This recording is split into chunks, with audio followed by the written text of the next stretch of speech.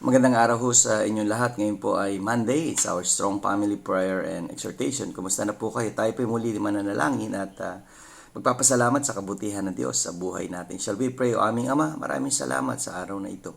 At ang aming panalangin ay tanggapin ang pamilyang Pilipino si Jesucristo bilang kanilang maging Panginoon at tagapagligtas sa pangalan ni Jesus. Amen.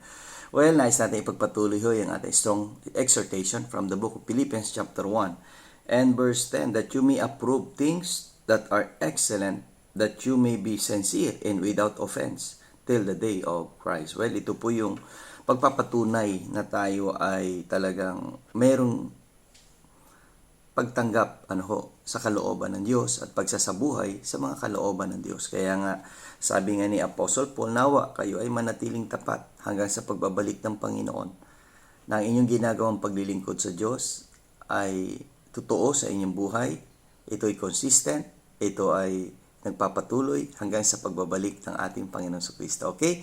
Nawa ang pamilyang Pilipino ay patuloy na maging matatag sa kanilang relasyon sa Diyos.